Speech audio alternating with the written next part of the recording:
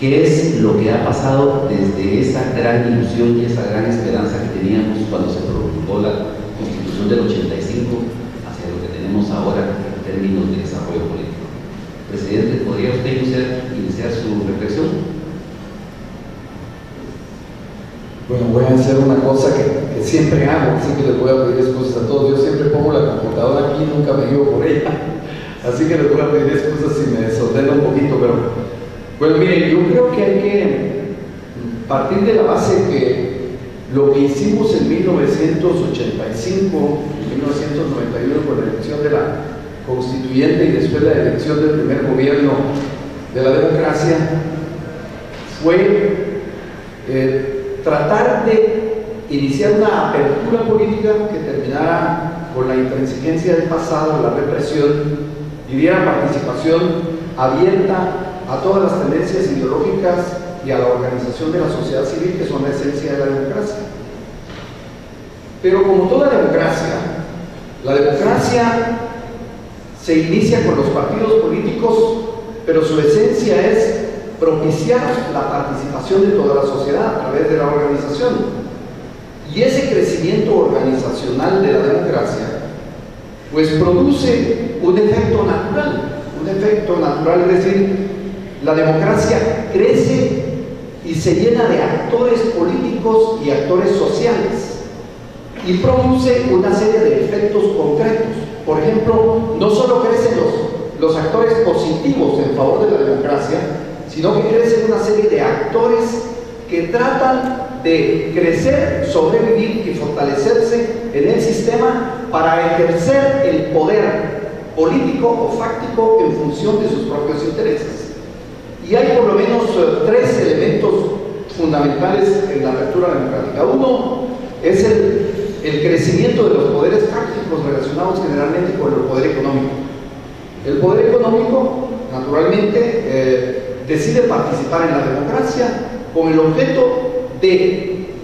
un poco manejar o conducir el sistema democrático en beneficio de sus propios intereses. Crece también, por ejemplo, la opinión pública, el interés de la opinión pública por el conocimiento y saber qué es lo que está sucediendo y qué están haciendo los actores políticos, y eso crea un espacio abierto para los medios de comunicación social, los medios de comunicación de la opinión pública, o sea, la prensa, que casi simultáneamente la prensa como empresa, como institución, crean alianzas de facto con los grupos económicos y con miembros de la sociedad civil. Y estos empiezan a hacer algo que no se hacía en la etapa autoritaria de los gobiernos militares o dictatoriales, y es criticar sistemáticamente al gobierno y denunciar lo que está sucediendo en la sociedad. Y entonces ese crecimiento natural de la democracia pues produce algo que yo le he llamado en algunas ocasiones, recordando un fenómeno mitológico, a Crotos. Crotos se ponía a sus hijos para poder quitar la competencia en contra de él en el desarrollo de su ejercicio como Dios. La democracia es como Crotos en la mitología griega, como Cronos, perdón, en la mitología griega. Se empieza a comer a sus propios hijos, especialmente porque la democracia no nace perfecta, sino que es natural, como lo decía Bobbio, uno de los grandes autores de la crítica de la democracia moderna. Él dice: la democracia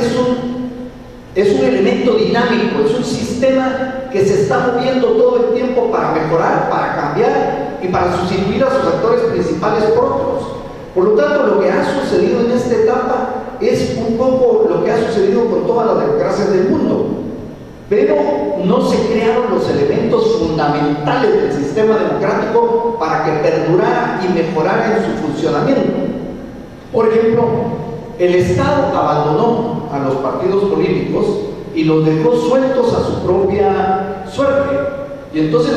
además la comunidad internacional, que había contribuido tanto con el fortalecimiento de los partidos políticos, todos recordamos a la Konrad Adenauer formando a los dirigentes políticos, a las fundaciones alemanas,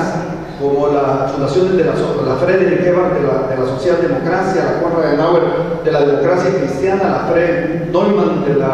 de los partidos liberales, que se dedicaban durante la etapa de la dictadura a invertir en la formación y fortalecimiento de partidos políticos y de prepararlos para gobernar y para el mantenimiento del sistema democrático. Ellos contribuyeron a que este sistema democrático se abriera.